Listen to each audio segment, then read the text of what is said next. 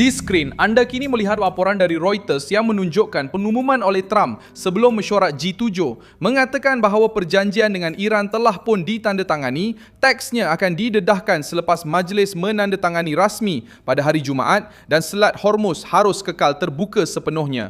Trump tiba di pusat mesyuarat antarabangsa dengan Iran, Hormuz, Ukraine, Lubnan, sekatan dan keselamatan tenaga menjadi topik utama perbincangan.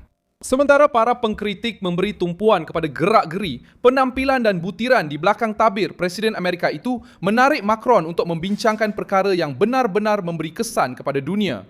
Perang, minyak, pelayaran, wang yang dibekukan dan tekanan ke atas Teheran. Kejutan bermula tepat di situ apabila Trump memasuki pertemuan dengan satu perjanjian yang telah ditandatangani. Ini memaksa para pemimpin Eropa untuk bertindak balas terhadap fakta yang telah berlaku. Dan ia juga meletakkan Perancis di hadapan satu pilihan, sama ada menyokong pembukaan laluan maritim yang selamat atau terus terperangkap dengan retorik diplomatik seperti biasa. Media mahu menggambarkan rentak agenda yang begitu padat sebagai tanda kelemahan. Tetapi situasi itu menunjukkan Trump meletakkan agenda global di bawah kawalannya dan membuat G7 terpaksa mengejar perkembangan tersebut. Apa yang Macron nampak di meja itu? Kenapa G7 mula menganggap perjanjian itu sebagai perkara utama? Bagaimana Trump berjaya mengubah naratif dan memaksa semua orang bertindak balas terhadap langkahnya? Saya akan ceritakan semuanya kepada anda sebentar lagi. Jika anda suka kandungan yang terus terang dan tidak berbelit-belit seperti ini, pertimbangkan untuk melanggan kerana di sini ada video seperti ini setiap hari. Trump tiba di Evian-les-Lesbiens, Perancis selepas jadual yang padat di Amerika Syarikat dan terus masuk ke topik yang mendominasi mesyuarat G7. Isu itu bukan sekedar gambar bersama Macron. Isu utamanya ialah perjanjian awal antara Amerika Syarikat dan Iran. Pembukaan Selat Hormuz, pengakhiran fasa kritikal peperangan dan permulaan rundingan teknikal mengenai program nuklear. Reuters melaporkan bahawa Trump berkata di sisi Macron bahawa perjanjian itu sudah ditandatangani dan teksnya akan didedahkan selepas majlis menandatangani rasmi yang dijadualkan pada hari Jumaat. Naib Presiden J.G. Vance juga turut tampil ke hadapan dan menyatakan bahawa dokumen itu telah ditandatangani secara digital pada hari Ahad. Tanpa pelepasan wang kepada rejim Iran, butiran ini menggagalkan cubaan untuk menjadikan rundingan itu sebagai ganjaran kepada Teheran. Versi yang disebarkan oleh pihak lawan Trump ialah Iran akan menerima berbilion dolar hanya kerana menandatangani dokumen. Vance menepis dakwaan itu. Dia berkata tiada wang yang dilepaskan dan perkara itu tidak berubah walaupun dengan tanda tangan untuk pelepasan sumber. Hanya akan terlibat jika Iran menerima langkah-langkah yang boleh disahkan, termasuk penghapusan stok bahan yang diperkaya dan rejim pengesahan yang mampu menghalang pembinaan senjata nuklear. Maksudnya, ini bukan cek kosong tetapi tekanan bersyarat. Trump juga menunjukkan perbezaan dengan perjanjian Obama. Dia mengingatkan bahawa dalam model lama, Iran mendapat akses kepada sumber dan memperoleh nafas politik menurut pandangan Trump. Kesilapan ini tidak boleh diulangi. Perjanjian baru ini tidak bermula dengan ganjaran awal. Ia bermula dengan tuntutan terhadap tingkah laku. Jika Teheran mematuhi, sekatan boleh dilonggarkan. Jika tidak mematuhi, wang tidak akan diberikan. Tekanan diteruskan dan rejim itu tidak dapat membina semula program nuklearnya dengan bebas. Itulah kunci yang cuba disembunyikan oleh media lawan. Trump tidak menjual kepercayaan kepada Iran. Dia menjual pengesahan, tekanan, dan akibat. Macron telah masuk ke dalam perbincangan dengan Iran, Lubnan, dan Ukraine. Dalam pakej yang sama, Presiden Perancis bercakap tentang keamanan, keselamatan serantau, dan penyertaan komuniti antarabangsa.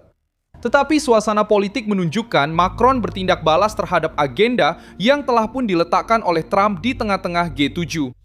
Perancis mahu menganggap pertemuan itu sebagai satu meja penyelarasan antara para pemimpin. Trump tiba dengan satu perjanjian yang telah ditandatangani dan memaksa mesyuarat itu berpusat pada keputusan Amerika. Disitulah penarikan diri menjadi jelas. Para pemimpin yang sepatutnya datang untuk menuntut penjelasan mula berbincang tentang bagaimana untuk menangani perjanjian itu, bagaimana untuk memastikan Selat Hormuz tetap terbuka dan bagaimana untuk mengambil bahagian dalam penstabilan tanpa kehilangan pengaruh. Reaksi pasaran menunjukkan bahawa dunia memahami dimensi ekonomi perjanjian itu. Business Insider mencatat kenaikan di Nasdaq dan penurunan harga minyak selepas pengumuman persefahaman antara Amerika Syarikat dan Iran untuk membuka semula Selat Hormuz. Minyak Brent jatuh 4,1 dan WTI jatuh 4,2. Angka-angka ini membantu menjelaskan mengapa G7 terpaksa berurusan dengan Trump dengan berhati-hati. Media boleh bercakap tentang keletihan, tetapi pasaran sedang bertindak balas terhadap kandungan rundingan itu. Dan kandungan dalam kes ini bermaksud tenaga, perang, inflasi dan keselamatan maritim. Isu Ukraine juga dibincangkan dalam mesyuarat itu. Trump berkata bahawa selepas membuat kemajuan dengan Iran, beliau akan mula mencari jalan untuk menamatkan perang antara Ukraine dan Rusia. Reuters melaporkan bahawa beliau menyebut perbualannya dengan Volodymyr Zelensky dan Vladimir Putin serta menyatakan percaya bahawa kedua-duanya mungkin terbuka kepada suatu penyelesaian. Ini meletakkan Macron dan orang Eropah dalam keadaan yang sukar. Eropah banyak bercakap tentang kepimpinan, tetapi bergantung kepada Amerika Syarikat untuk kekuatan ketenteraan, diplomatik dan keuangan.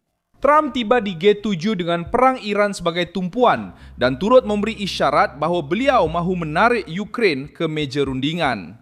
Mesyuarat itu tidak mengikut skrip Eropah, sebaliknya mengikut rentak Trump. Lebanon muncul sebagai satu lagi isu sensitif.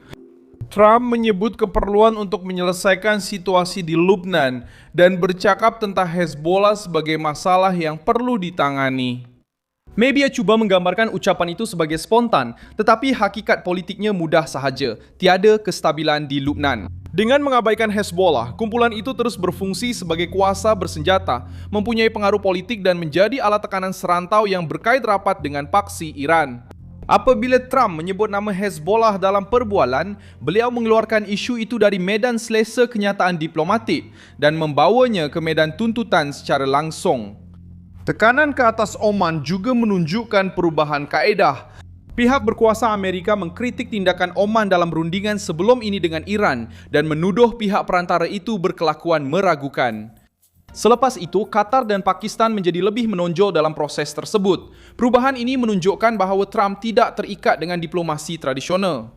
Apabila beliau menyedari bahawa jalan lama lebih memihak kepada Tehran, beliau menukar saluran, mengetatkan proses dan meletakkan rundingan di landasan yang betul. Lebih memihak kepada kepentingan Amerika, kehadiran JT Vance juga dirancang dengan teliti. Trump berkata mungkin beliau tidak akan hadir semasa majlis tanda tangan rasmi, tetapi Vance akan berada di sana untuk menguruskan peringkat tertentu. Trump secara fizikal datang dari jadual yang padat, tetapi secara politik beliau tiba dengan keputusan yang telah dibuat di tangan dan keputusan yang telah dipersetujui dalam mesyuarat para pemimpin. Ia lebih berharga daripada sekadar bergaya di depan kamera. Macron cuba memastikan Perancis tetap di tengah-tengah perbincangan, bercakap tentang mengambil sebahagian daripada tanggungjawab, menyokong komitmen antarabangsa dan menganggap keamanan sebagai isu global. Tetapi Perancis bertindak balas terhadap perjanjian Amerika. Seluruh G7 juga bertindak balas terhadap perjanjian Amerika. Apabila sebuah kuasa besar datang dengan konflik paling berbahaya pada masa ini yang hampir kepada penandatanganan, perbualan akan berubah. Pemimpin-pemimpin lain boleh mengadu, meletakkan syarat, meminta butiran atau menyatakan sikap berhati-hati. Tetapi semua mula bercakap tentang langkah yang telah dimulakan oleh Washington.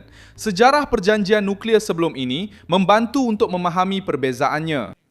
Pada tahun 2015, perjanjian dengan Iran dijual sebagai penyelesaian diplomatik yang menyeluruh. Trump sentiasa mengkritik model itu kerana beliau berpendapat ia mengurangkan tekanan tanpa benar-benar menghapuskan risiko nuklear secara muktamad. Pada tahun 2018, beliau menarik Amerika Syarikat keluar daripada perjanjian itu dan menyambung semula sekatan memilih tindakan tersebut. Logik yang dikemukakan adalah berbeza. Jika Iran mahukan wang, pembinaan semula dan pemulihan ekonomi, mereka perlu terlebih dahulu menerima kewajipan yang boleh disahkan. Ini mengubah susunan perkara. Dahulu, rejim mendapat ruang untuk berjanji. Kini mereka perlu bertindak untuk menerima. Presiden tanpa kawalan tidak meletakkan Iran, Hormuz, Ukraine dan Lebanon dalam pusat keputusan yang sama. Saya Milson Alves, seorang pakar antarabangsa dan tujuan saya adalah untuk memastikan anda sentiasa mendapat maklumat yang benar setiap hari. Pautan berita ada di dalam deskripsi video. Sila tekan butang suka pada video ini, langgan saluran ini dan di akhir nanti, lihatlah komen-komen supaya anda lebih terlibat dengan komuniti Milson Alves Global.